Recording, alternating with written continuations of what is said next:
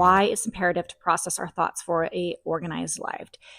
If you're anything like me, you may like, who cares how I process thoughts? I just want to get things done, and you're in go, go, go mode. That was how I thought for many, many years. And I was naturally organized, so I never correlated the two together. And I just did whatever I needed to do at that time. I was all about serving me and not serving others. I wasn't loving me and I wasn't loving others. So that was my forte. And I trust that you guys don't have that problem whatsoever. And I also didn't realize that when I was thinking certain things, how it actually affected what I did in my day-to-day life. Okay, so in order for us to stay organized and process our lives and our thoughts productively, we need to start with our awareness. So now, to go back real quick again, I was naturally organized, but I never said I was productive. And there was a difference. And oh my goodness, because I over accentuated myself with everything I did. I was over organized. Type A, I think if there's a letter before A, that's what I was. So being aware really brought me down to earth and helped with where I was at. And being aware of our thoughts, writing them down, structuring time of quietness in order to give ourselves time to think is so imperative, and it's a must do. It's not when we can, if we can. No. Schedule this into some part of your life somehow in some way. You need to have a quiet time. Tony Robbins talks about if you don't have 10 minutes, you don't have a life. So figure out where those 10 minutes are. Even if it's scattered throughout the day, it's so imperative to really process and allow our brains to do this. Because if you're doing it at night and you can't sleep because your thoughts are just constantly go, go, go, go, go, right? That's a very big thing. If I have that going on, that means I didn't give myself enough time throughout the day to process what my subconscious finally has quiet time to do it.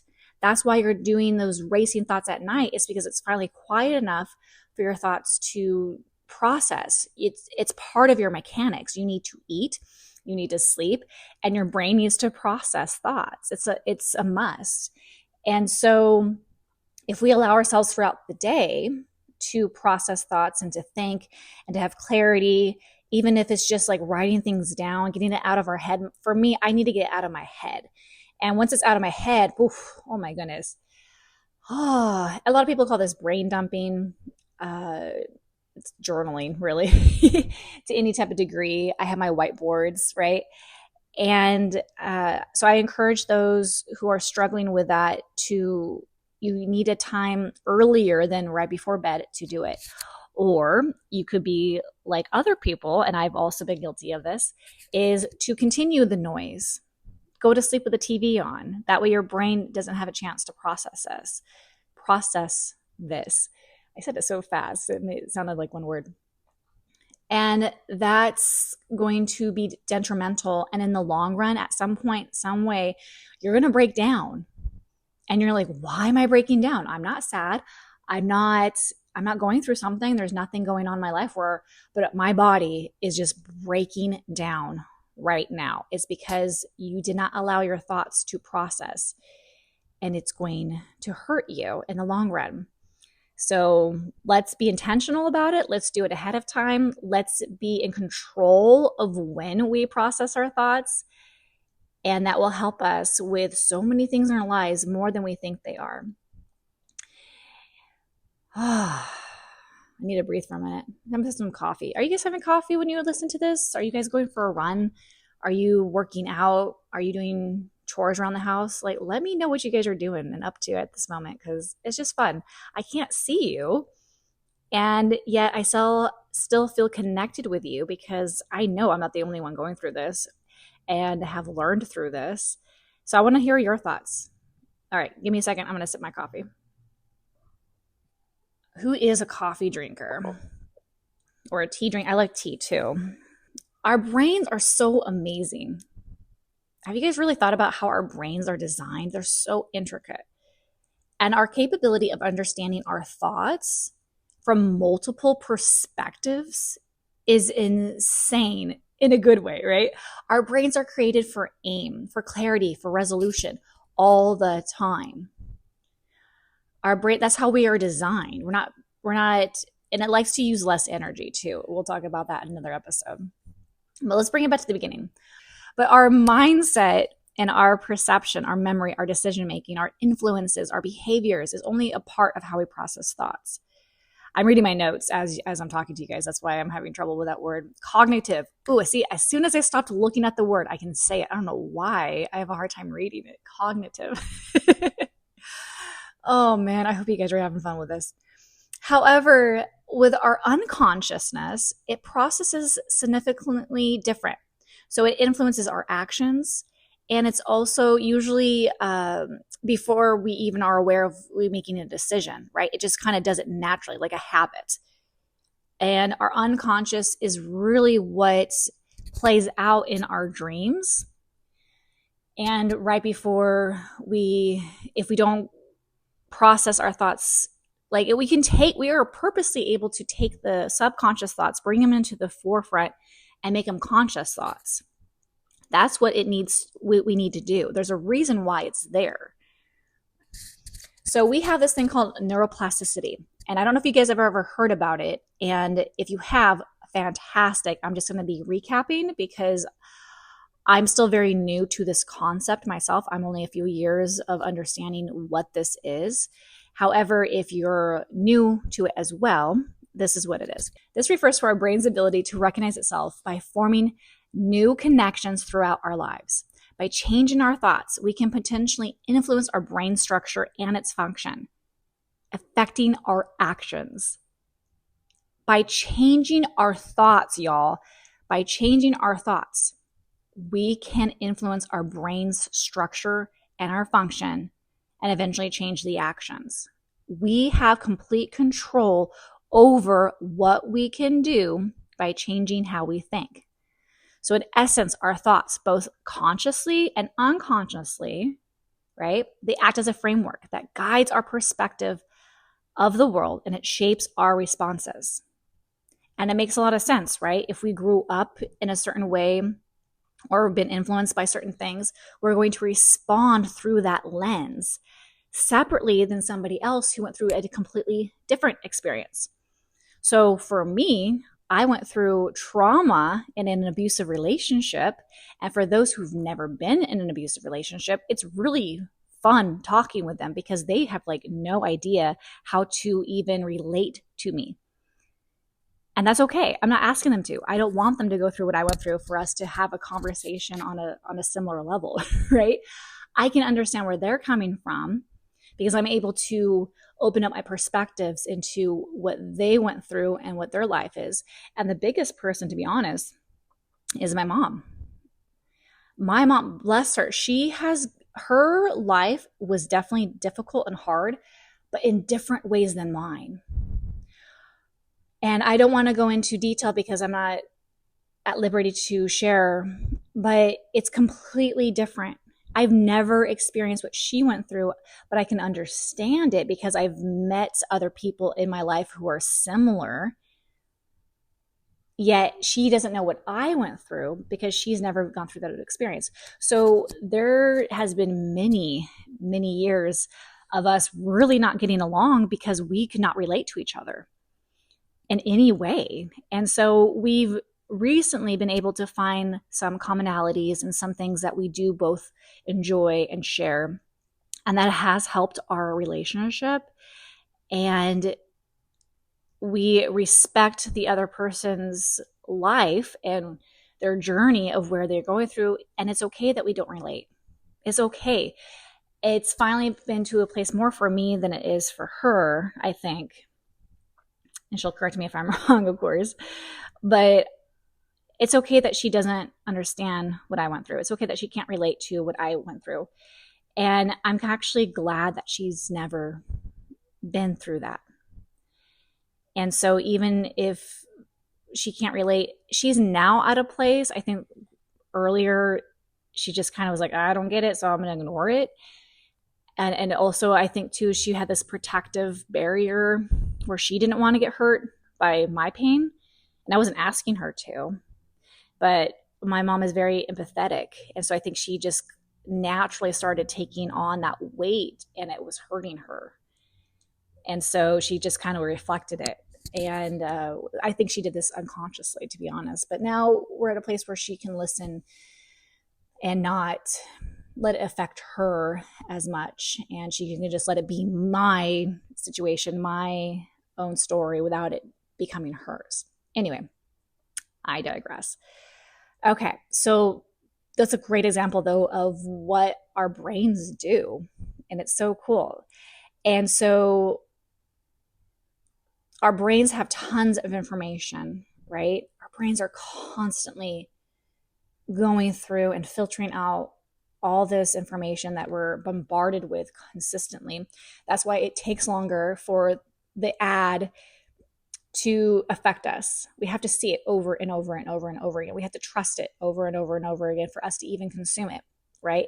And so all this tons and billions and millions and trillions of dollars are poured into advertisement for just that alone. Yet on the backside of it, it's because we need more information to actually make the next step into consuming whatever they're trying to sell us. Right? But how is that good for our brains? Do we ever think about that? Do we need more? Yeah, we crave quietness. Those who live a busy lifestyle crave the quietness, and we need that quietness for us to process our thoughts. Okay, so I'm kind of going over my notes. I don't necessarily want to give you guys everything on my notes. I overdid my notes, which is good. I'd rather have more information about what I want to talk to you guys about. But I also want to just kind of feel it in the moment, what's going on. And we have an identity assessment that's 100% free. You go to my website. You do not have to put in your email, y'all.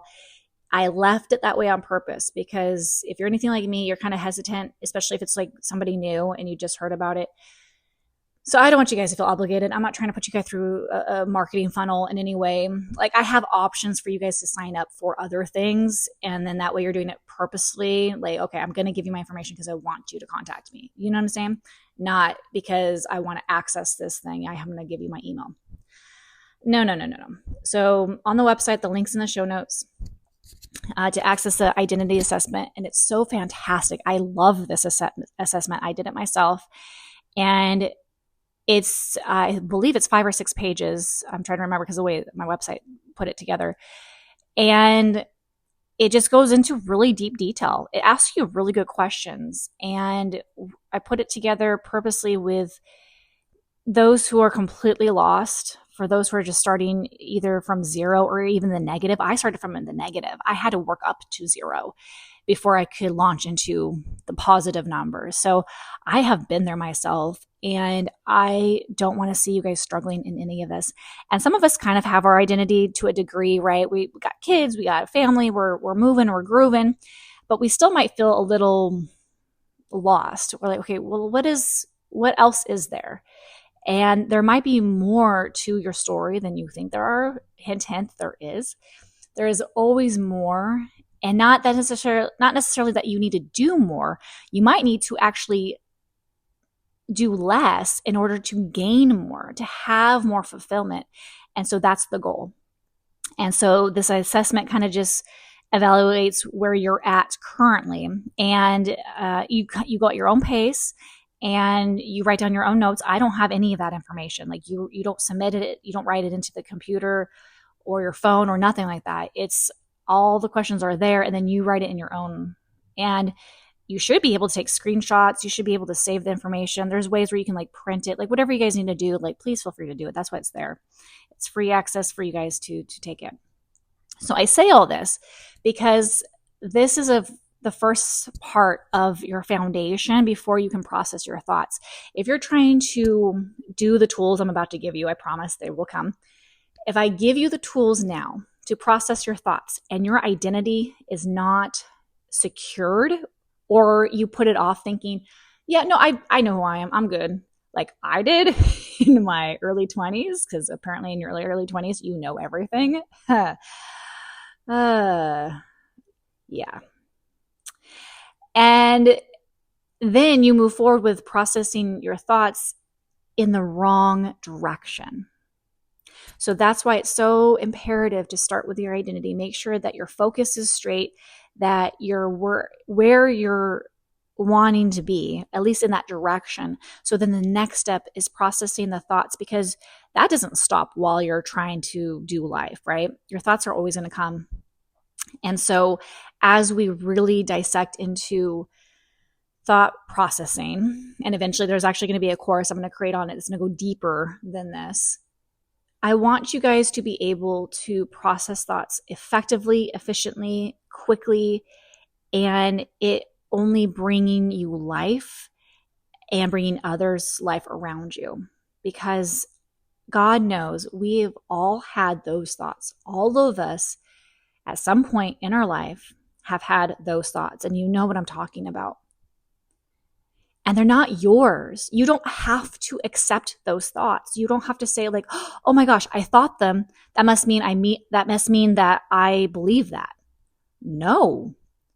I am a true believer that your first thoughts are most likely just gathered information or something you've heard from somewhere else. Or you know what I'm saying? Like, I always think the first thought is always kind of fleeting.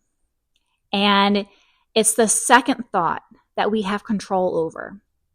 So a first thought comes, and let's say it's a negative towards you thought. And I'm not going to go into detail about it, but it could be anything that's negative that makes you feel like you're sick to your stomach, or it takes you away from living life. And that's your first thought. What you do with that second thought, you have control over. And then there's usually time in between. Sometimes my second thought comes in just to get rid of the first thought, but then I realize like, oh wait, I agreed with the first thought and I don't actually agree with the first thought. Let's reel it back. Hang on. Because I was just trying to get rid of it. I'm like, yeah. Okay, that's fine. But like, whoa. No. We don't do that.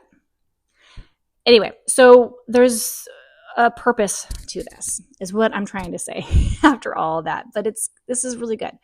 Okay, so the 5 tools. The first one is being aware of our thoughts. We talked about the imperative of this. I'm not going to go into too much time, but being aware of our thoughts is the number one thing. You cannot stop a bad habit without being aware of your habit. And then we're going to talk about habits on our next episode, which is awesome. Being aware of our thoughts, paying attention to especially reoccurring thoughts. Anything that you have consistently or it's close to that, it's very similar, and it's not good, and it leads you down rabbit holes after rabbit hole after rabbit hole, and you're like 20 minutes later, you're like, wait, what? Like, you lose your mind to a degree, if you really think about it, to this thought, and it's not worth it. I did that when I found out my husband had a girlfriend. I was constantly just on these rabbit holes with that thought processing. And it was time wasted, energy wasted, and I couldn't change anything about it. So it's like, why spend time on this? Now, I didn't do it like that. Now, looking back, I'm like, oh my gosh, that was such a waste of time. But I had to go through a lot to get to the place I am now, where I can have that a negative thought come up and go, that's not something I agree with. Oh, no, I needed a good laugh. And then I move on, right? That's not how I do it when I have a negative thought come and I'm like, that's so goofy and stupid. Like, I'm not even going to entertain this. Bye. Okay. So any type of destructive thoughts, they need to be taken care of immediately. They're time consuming, energy wasting, and they're only going to hurt you and hurt others. And when you allow those thoughts to continue and you feed those thoughts, by feeding them, it means that you continue that thought and you agree with it. And you're like, yeah, I am guilty of this. I should be ashamed of this. I should be condemned for this. I hate myself for this. You know what I'm talking about? Like, it could be, there are worse words you can use here, right? But we've all had, at least at one point in our life, have gone through this, I'm sure. And if you haven't, let me know. My goodness. But they affect your decision making. Even if you're like, no, this is just in my head, but how I act in life has nothing to do with it's in my head. Yes. Yes, it does. Yes, it does. Do not ignore those thoughts. So be aware of them. Be aware of them. Okay. And then figuring out, okay, then the number 2 is engaging with our thoughts, okay? We talked about this also. Figuring out how to analyze things in a certain way is going to be helpful for us. Practicing self-regulation and self-awareness will always better ourselves into some degree. Jordan Peterson says this: face the demands of life voluntarily, respond to a challenge instead of bracing for catastrophe. And I love this because I have done both, where I just don't respond to a challenge. I put it off to the side. I'm like, oh, whatever. I don't put enough energy into something that's hard, and it comes up and it bites me in the patootie, right? And so now I face them voluntarily, depending on what it is. Obviously, there's things that are a waste of time that you don't need to spend money or time or energy on. So being aware of that, and we'll talk more as we go through the podcast, you guys will understand. Eventually, we're going to be talking about discernment and wisdom and all that in season 2. Like, there's more coming to how we do this, but just being aware and then processing them with engagement of like, okay, what ones do I need to respond to? Which ones do I not need to respond to? Which ones do I need to like, okay, I have this thought, but this does not define me. Go away. And that's going to be hard, right? So writing them down is going to be imperative. Putting your thoughts on paper can help you clarify them. They can identify patterns, right? So if every day you're like, okay, I thought this, just whatever you remember, or as it's coming up, write it down. Like, why am I thinking this? And then do it again the next day. And then after a couple of days, you can kind of look at it and go, oh my goodness, I'm thinking a lot of negative stuff. There's no gratitude in this. We talk about gratitude later, guys. There's a lot of just awareness, and how we engage with us helps us to process it better. Talking through your thoughts is very good. Thinking out loud or talking to yourself is very valuable. But talking about it with God, praying, God, I'm having these thoughts. Like, what do you think about it? Right? And if you can, sharing your thoughts with a trusted friend or a mentor, especially when you need clarity on certain thoughts. So be very careful about who you share what with. That's going to be, we talk about that later on this season, is our relationships. Practicing mindfulness. We talked about this a little bit in regards to giving yourself time to empty out your space. Breathing is the most powerful tool you can use when you're processing thoughts. Do not give yourself a hard time if you have these negative thoughts. Again, they're most not likely yours. They're only yours if you claim them and you act on them. And you're like, this is mine. No, God says you're loved and you're forgiven. Like, not saying that's an excuse to go out and like do things that you want to do that hurt yourself or others. But there's a whole reason why there is that love and forgiveness there. So you want to turn away from those things, right? But to continually add guilt, shame, and condemnation to yourself is not going to be the right thing to do. It's only going to, how is that going to be helpful, right? Okay, you messed up.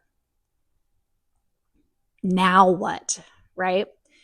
So that's just one example. That's an extreme example. I'm sharing that because I went through that, and I was also, it didn't help that I was fed through that. So as I was actually in the middle of processing what I went through, because I cheated on my first husband, unfortunately, because I didn't process my thoughts. Part of it is because I didn't process how I needed to be in my early 20s. And so when stress and confusion came, I didn't know what to do, and it had nothing to do with him. That's what sucks about it too. It had nothing to do with like I was mad at him or anything like that. It had nothing to do with him. I was actually trying to get out of a bad business relationship back in the day. Anyway, I have to tell you guys about that whole story one of these days. It was just really insane. But again, at that time, I didn't know it. It's not until later where I actually had time to process it and go, oh my goodness, I did that because of this. You know how your brain just does what it needs to do. Your brain does what it needs to do to get that hit and to be where it needs to be.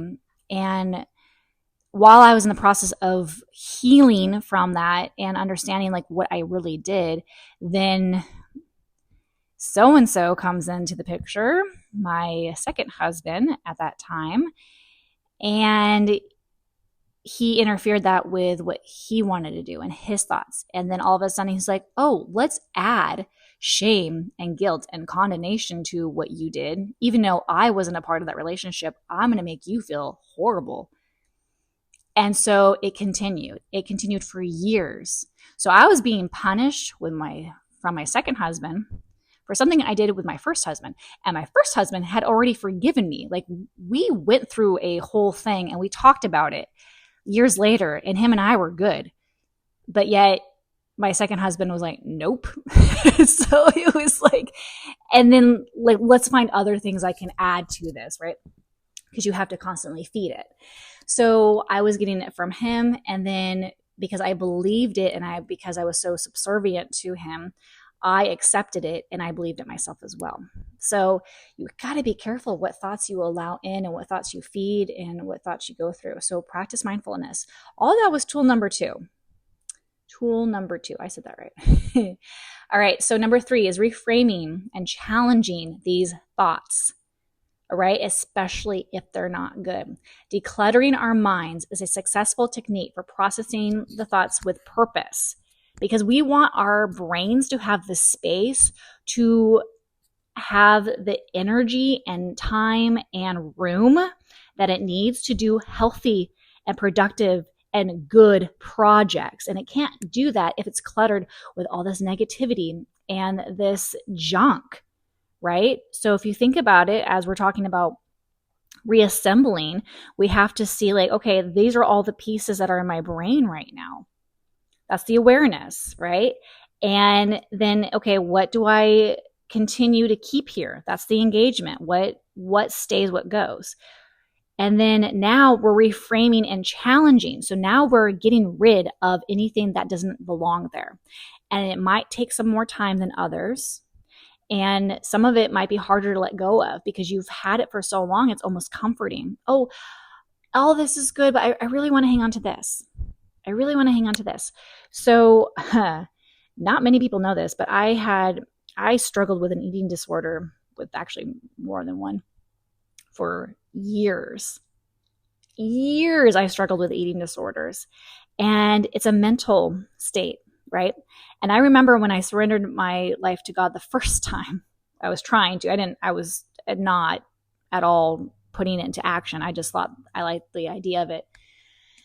But one of the things that I wanted to hang on to, and I remember even telling him this, my prayer was this. I said, God, you can have all of my life, everything that's part of it, except my eating disorder. I want to keep that. Guess what went first? You know what I mean? Guess what? God's like, nope, we're not keeping that in your life. And my heart goes out to anybody struggling with that, because it is a mental wiring. If you could get yourself into that state in the first place, you can get yourself out. It is not easy. It does take time.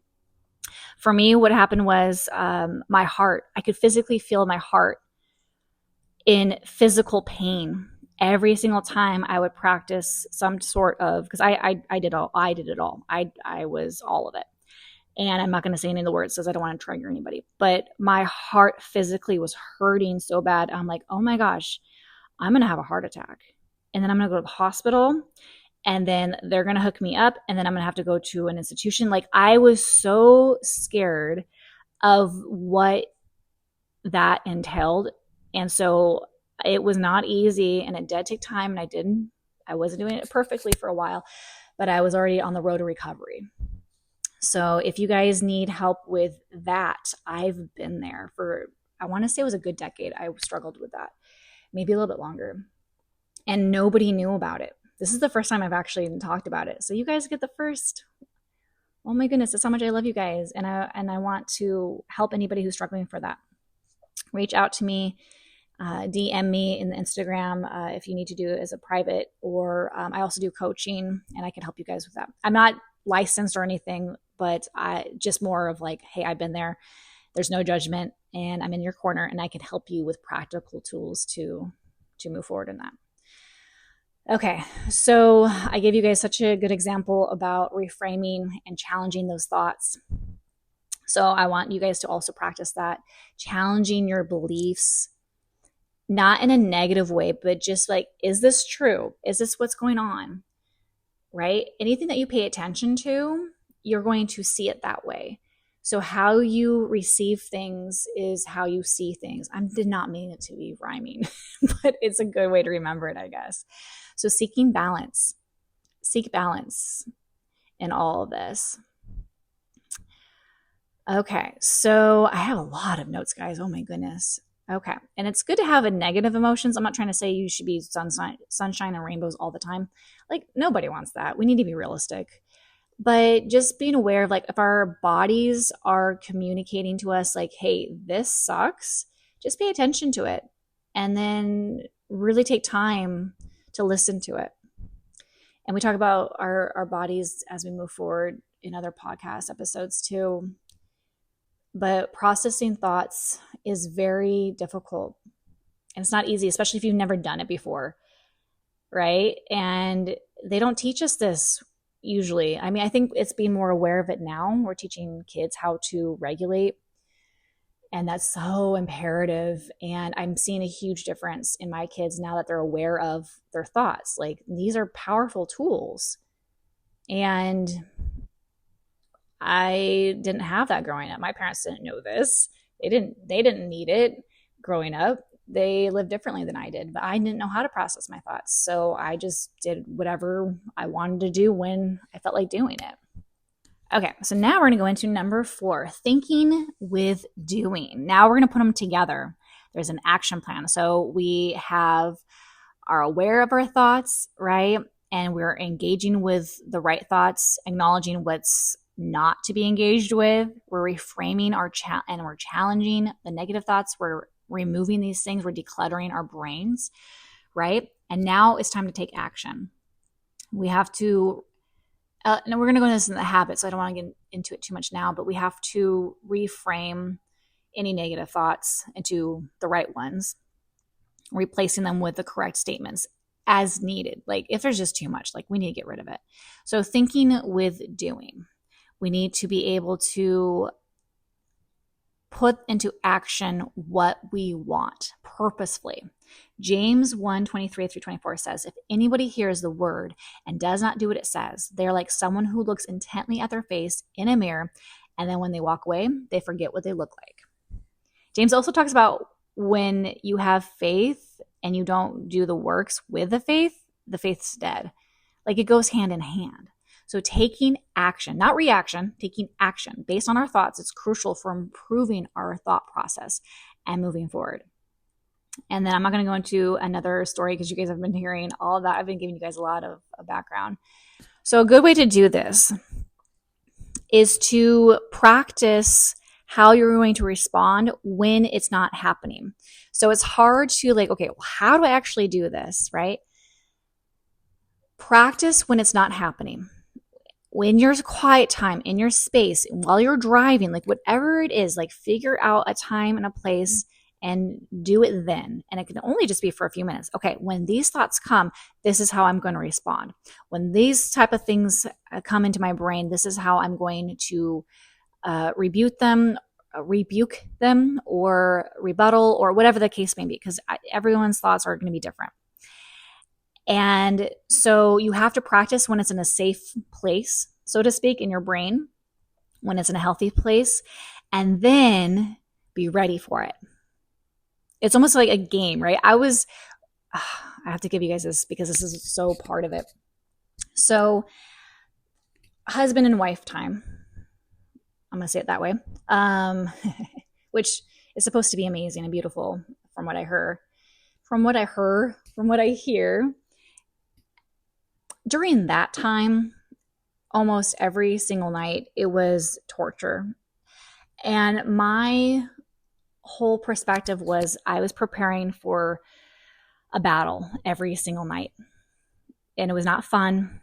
It was absolutely just, I really just pray that nobody has to go through this. Like there's just like, okay, bad. And then there's like, no, evil. And that's completely different than having a bad night. And so every night, my brain, because it was more like physically, yes, but I was able to heal part of it. Some of it hasn't healed even 2.5 years later. But it was more of the emotional and spiritual aspect than anything else.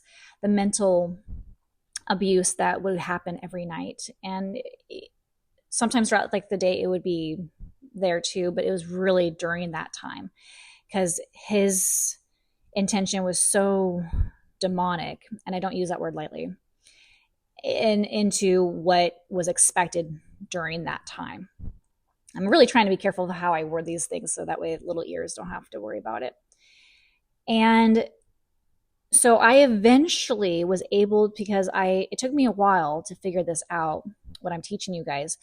But eventually what I would do is I would practice in the morning, replacing what he was going to say with truth. And I found truth in the Bible. And I really went through Ephesians, and everything that God said was completely contradictory to what my husband was saying. It really goes into what thought processing can do. And it made a difference, because before I did that, it was like I had to accept it, and it was scary and confusing, and it was dark. I can't tell you guys how dark it was. And I needed light, and God provided light for me. So that's an extreme example. So I'm hoping everybody else's circumstances is in a much better situation than that, so it'd be easier for them. And then number 5 is to practice this regularly. So have your tool belt, have it ready. And again, you really only need it for a short period of time, right? But you have to be armored. You have to be ready. You have to take the action. You have to practice this. Have it ready to go. So that way when it happens, you can like, boom, boom, boom, boom. Got you. I'm going to put boom in truth. Nope, that's a lie. That's not in my house. Like, have fun with it. It is your body. It is your brain. It is your job to protect it. No one's going to do it for you. Only you can do this, okay? So if only us can protect us from wildfires, only you can protect your brain from what comes into it, okay? Again, do not give yourself a hard time on the first thought. It's the second thought, because you can kick out that first thought with your second thought, okay? It talks about taking your thoughts captive and examining it and going, is this really from God? Is this really what I need to hear right now? Is this really the right time to take care of this? And then either get rid of it or put it in your arsenal of where it needs to go at the right time. Okay, so you guys got the 5 tools. Any questions about this? Leave comments below. I know we went into a lot of detail throughout the tools. I have it in the, you know what, I'll leave it in the show notes for you guys. How about that? And just a little quick tips if you weren't writing it down. But I want the best for you guys. I'm here for you. We have a Facebook community group where it's non-judgmental. It's the best people ever. I love all my people in the group. And meet us in there and just share. Like, I'll put weekly stuff in there just for fun, questions, or just rays of hope. And I would love to see you guys over there. Again, I also want you guys to check out the free identity assessment. And I also have an Instagram page. I just do that for fun. So you'll get inspirational quotes on there, but it's just random. I'm not doing Instagram for anything, but just for fun, because I just like Instagram. All right. I love you guys, and I will see you in the next one.